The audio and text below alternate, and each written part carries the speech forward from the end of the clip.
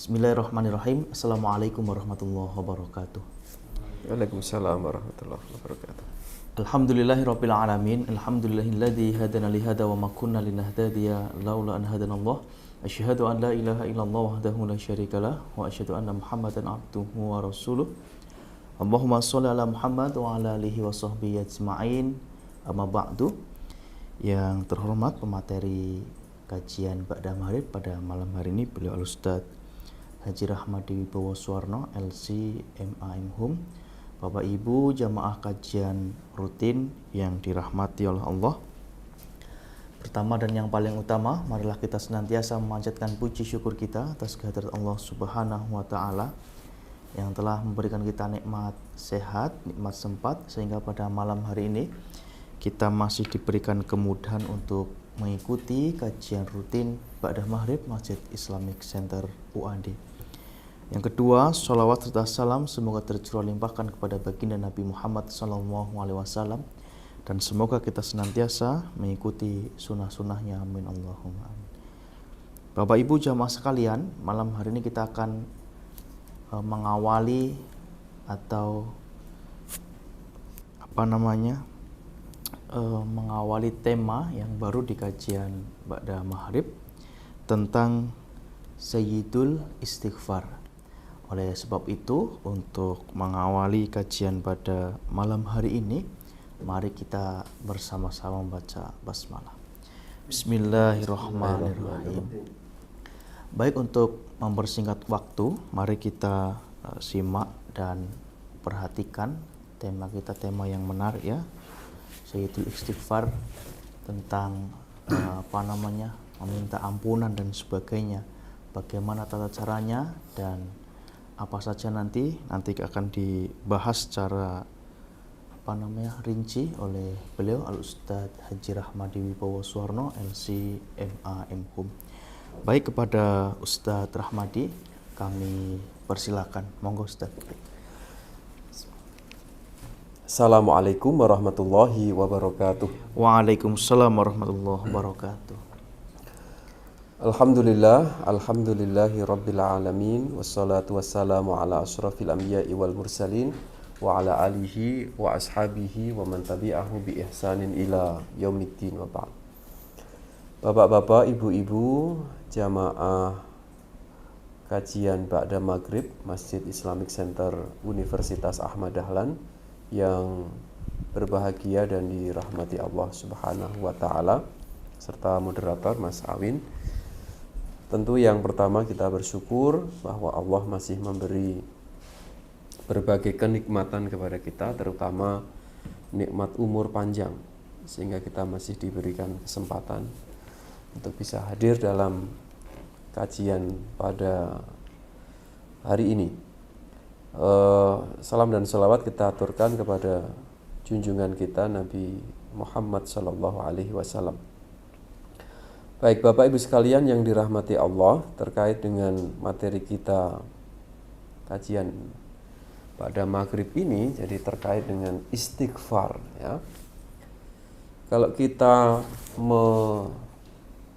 melihat atau kita memperhatikan Nabi Muhammad SAW, yang mana beliau adalah uswah, contoh teladan bagi semua manusia. Beliau merupakan orang, atau beliau adalah mengajarkan kepada kita untuk selalu beristighfar.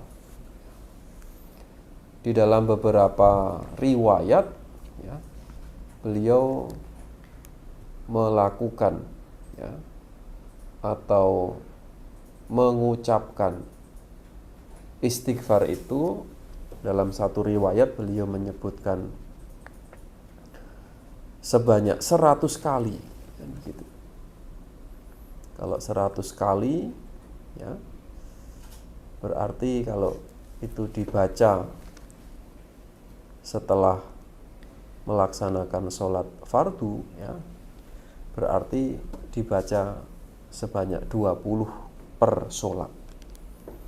Tetapi kalau kita lihat hadisnya, memang Nabi itu ketika pagi hari beliau membaca istighfar, artinya berarti 100 kali itu dibaca di luar sholat beliau. Riwayat yang lain, ya, beliau melakukan atau mengucapkan istighfar itu sebanyak 70 kali dalam sehari. Jika Nabi saja yang beliau sudah dijamin terbebas dari dosa-dosa, mengucapkan selalu beristighfar sebanyak itu, apalagi kita, kan begitu.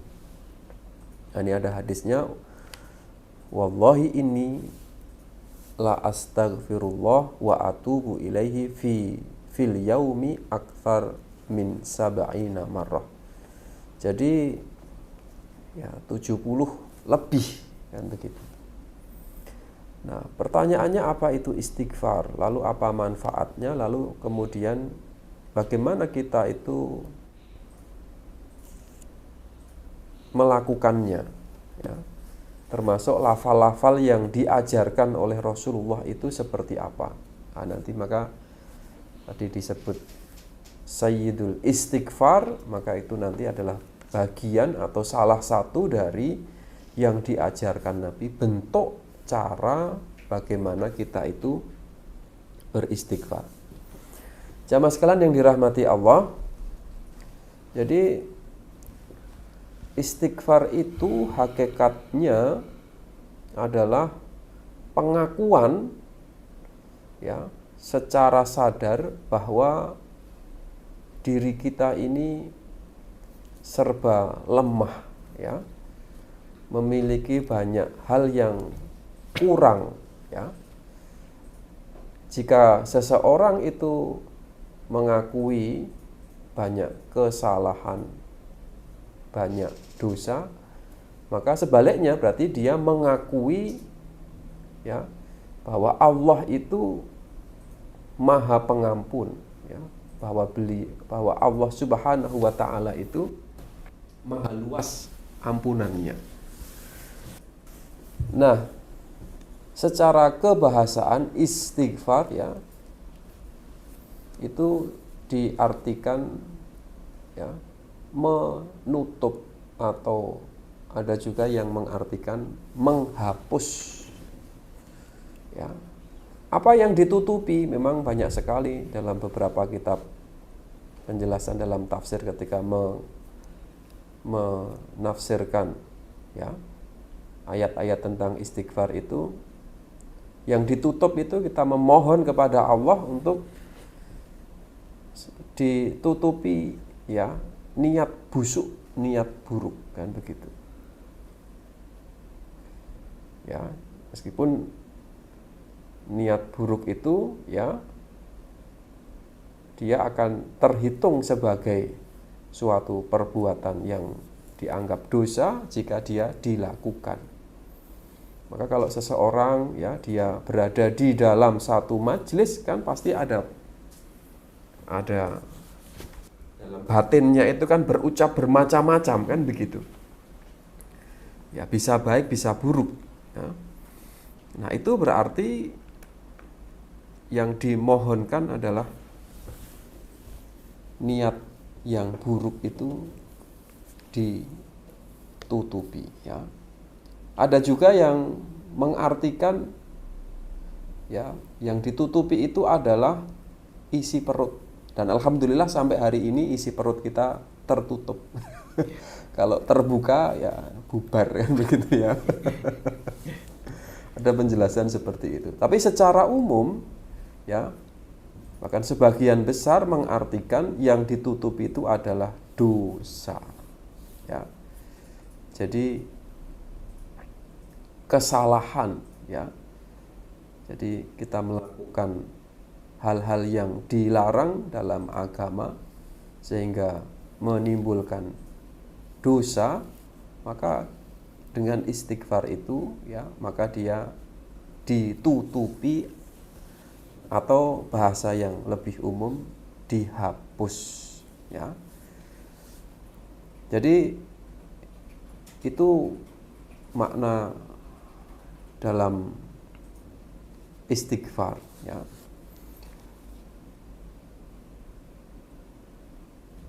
Ar-Raghib Al-Asfahani ya, beliau menyebut bahwa istighfar itu ya suatu perbuatan lisan dan juga perbuatan fisik ya. Jadi menurut Al-Asfahani, jadi tidak cukup kemudian hanya astaghfirullah ya, atau astaghfirullahaladzim ya, atau dengan ucapan-ucapan saja, tetapi harus dibarengi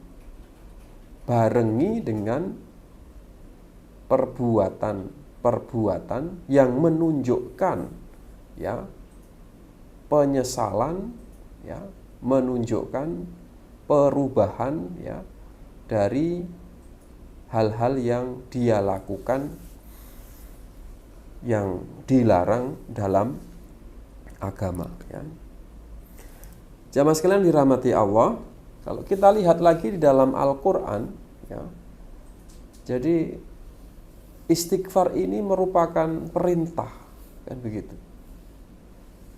Maka misalnya Ibnu Taimiyah itu pernah menyebutkan ya bahwa istighfar itu adalah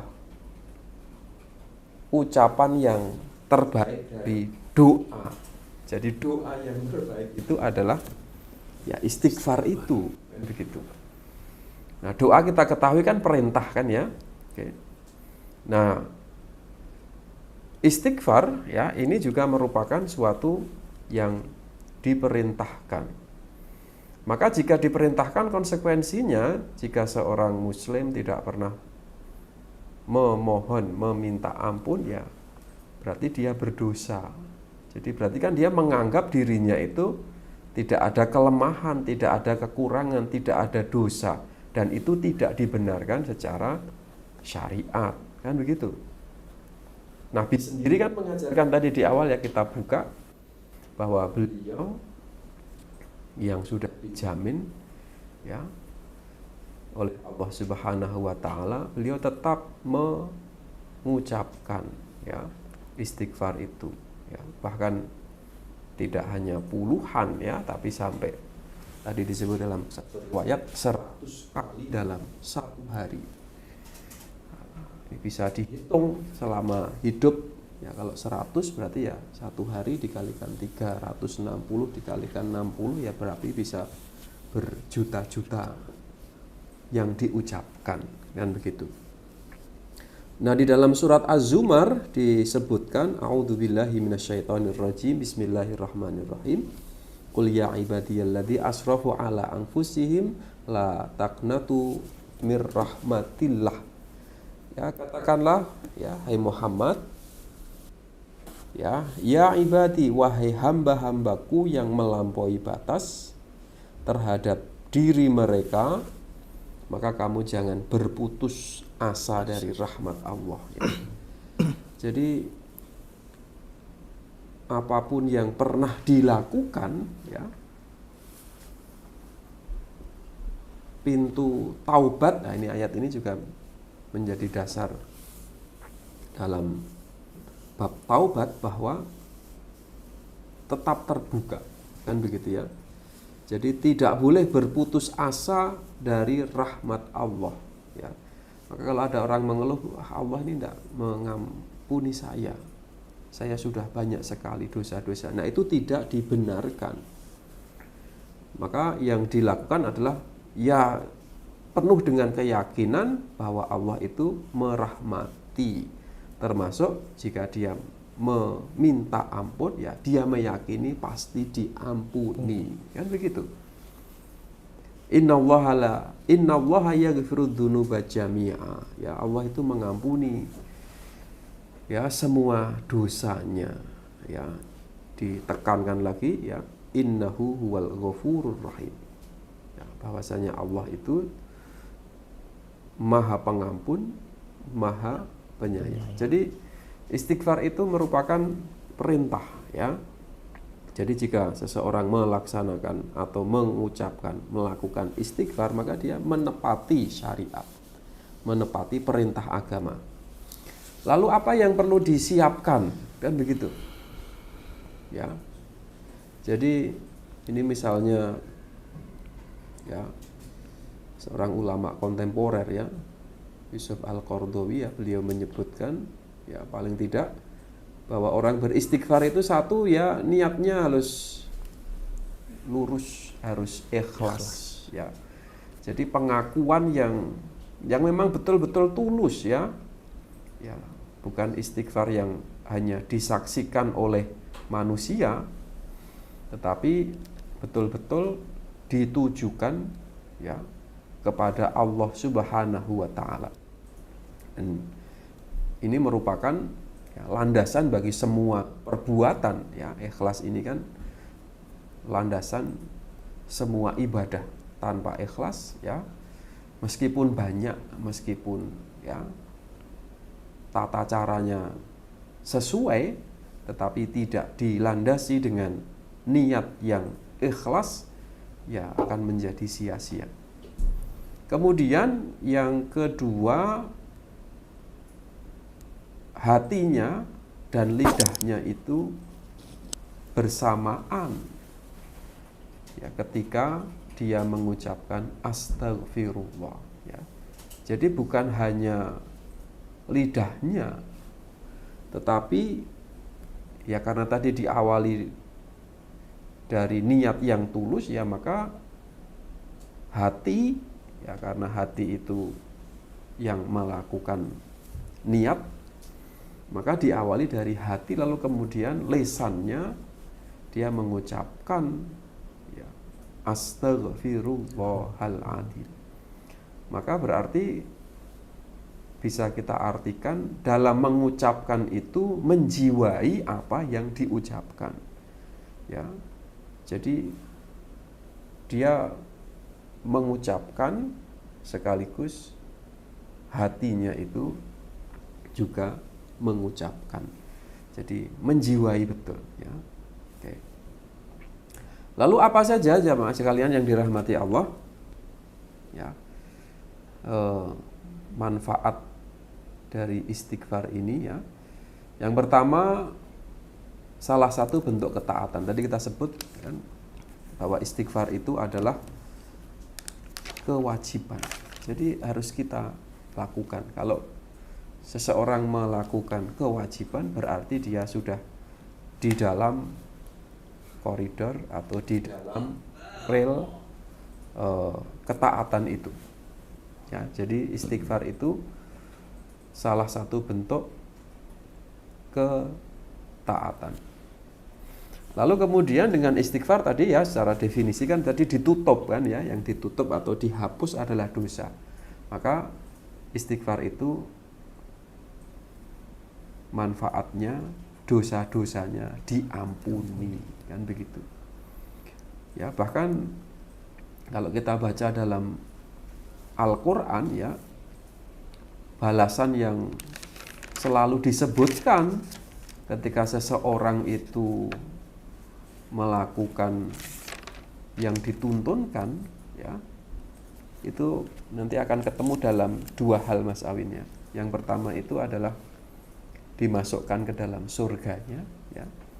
Lalu kemudian diampuni dosa-dosanya ya. Maka para ulama menyebut ya, di antara kenikmatan ya yang paling agung nanti di hari akhir ya, itu masuk surga ya. Kalau sudah masuk surga kan diampuni kan begitu. Atau disebutkan salah satu sebenarnya juga masuk di yang satunya kan. Kalau dia masuk surga ya pasti diampuni dosa-dosanya. Kalau diampuni dosa-dosanya pasti dia masuk surga kan begitu. Jadi diampuni dosa-dosanya. Selain itu, dengan mengucapkan istighfar itu bisa mendatangkan karunia Allah Subhanahu wa taala yang kemudian disebut dengan rizki. Ya. Dan rizki ini tentu tidak hanya harta ya, tapi Al-Qur'an di sini coba kita perhatikan ya. Di situ disebutkan di dalam surat Nuh itu dengan orang kita ini beristighfar ya, wa yumditkum, yang pertama itu ya, yursili sama'a alaikum midrara wa yumditkum bi amwali wa banin ya, wa ja'al lakum jannatin wa yaj'al lakum anharo. Jadi hujan itu turun dengan istighfar. Oke ya. Kemudian dia membanyakkan ya harta dan anak-anakmu ya. Kemudian kebun ya dan sungai-sungai. Ya. Jadi ya karunia. Jadi baik itu jumlahnya ya maupun secara kualitasnya. Ya mungkin anaknya tidak bertambah, tetapi kualitas anak itu menjadi semakin solih, kan begitu. Hartanya mungkin ya itulah penghasilannya itu. Tetapi kemudian hartanya itu ya dia merasakan ketenangan. Ya. Karena kemudian kewajiban-kewajibannya dia bisa tunaikan dengan baik. Ya, untuk menafkahi keluarga, dikeluarkan untuk zakat. Termasuk juga dia bisa melaksanakan ya anjuran-anjuran terkait harta, sunnah-sunnah terkait harta. Ya. Ada sedekah, infak, wakaf dan seterusnya.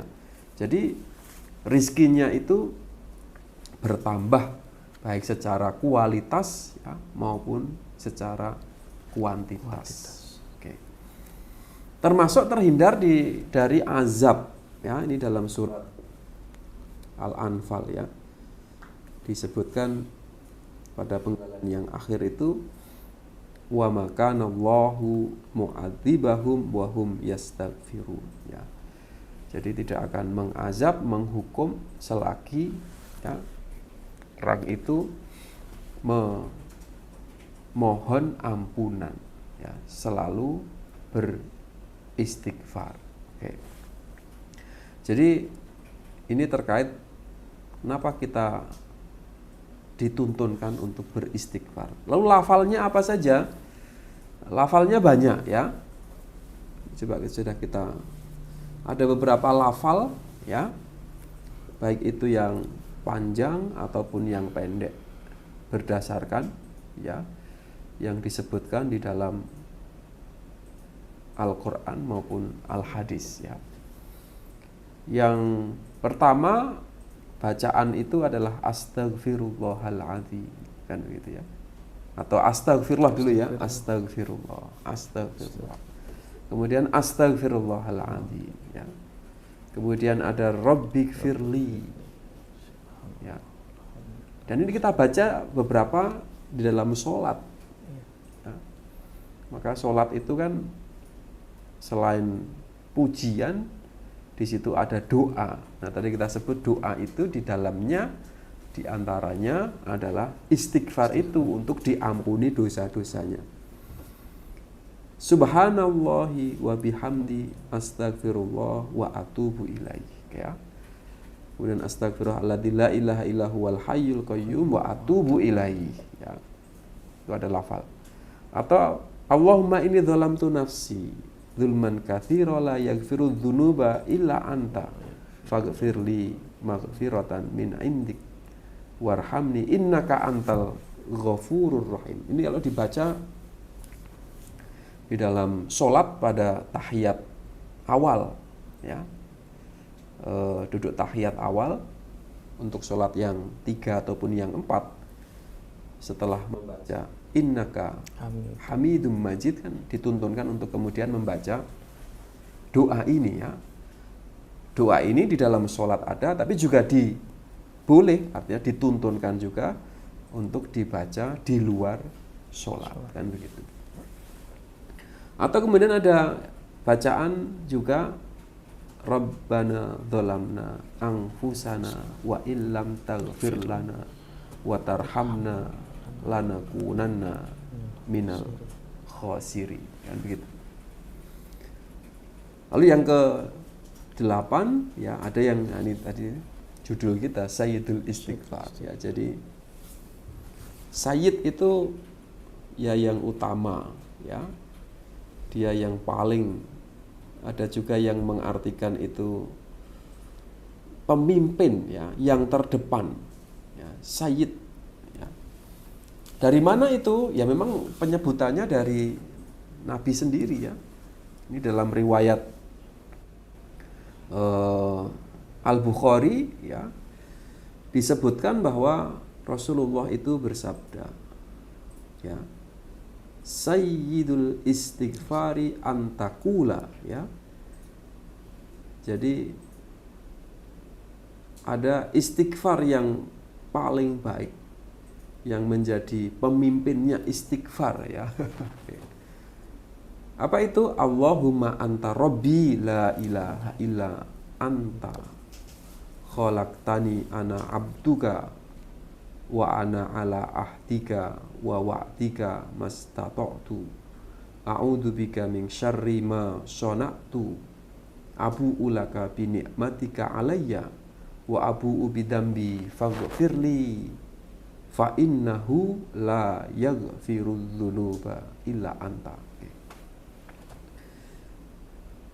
Sayyidul Istighfar ini kalau jamaah sekalian sering dituliskan juga di mushaf ya. Di belakang itu setelah penjelasan atau indeks ya, atau daftar isi itu ya, beberapa Al-Quran itu